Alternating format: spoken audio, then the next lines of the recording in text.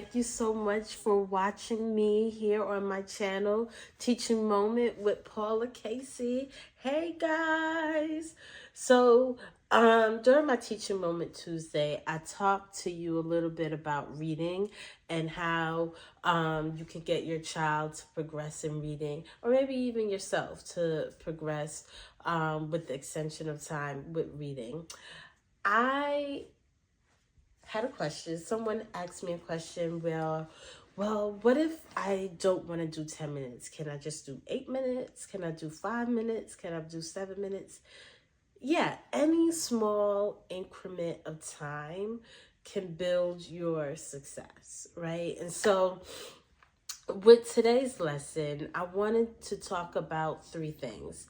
The first thing is whatever small increment you select, whether it's 5, 7, 8, 10, or 20, whatever you select, know that whatever increment that you select, right, although it's minimal, it's still worthwhile.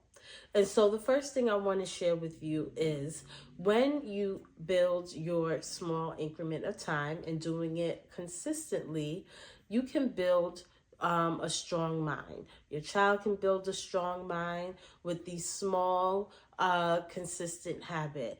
And when we do that with the reading, your child can build vocabulary. Your child can build their comprehension skills.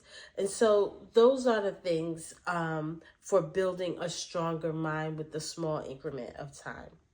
So here's a tip. Tip number 1. You can set a timer based off of how you feel, whatever increment you want to work with. 5 minutes, 7 minutes, 8 minutes, 10 minutes. Set a timer for the time that you're going to read. Now, typically, a timer doesn't work for me and Jaden. That's my youngest son. Because he will look at just one word and wait for the timer to go off. So we don't set a timer for him. The timer will just go off without him knowing that a timer is going on. Second tip, tip number 2, for building a stronger mind with small increments of reading, is finding the consistent time to read.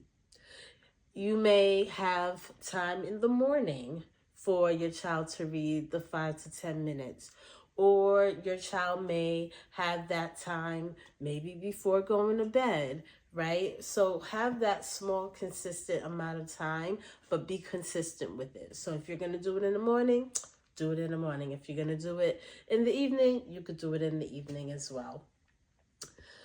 Number 2, one of my favorite things about reading is it sparks imagination as well as creativity. There are most times for me when I'm reading, I have a notebook around, or sometimes I use my phone, my notepad, to take notes, or there's an idea that sparks in my head after reading certain things. And so when you are reading, even in the small, minimal time that I mentioned, there are ideas and innovations that come to play. Here are some tips that you should take into consideration. When you're reading, keep a notebook around. Keep a notebook around to jot down any new ideas, right? Second tip, choose a book that you think that you will be inspired by or excited to read. We know that sometimes we may start a book and it's like, all right, I don't know if I'm gonna go through that.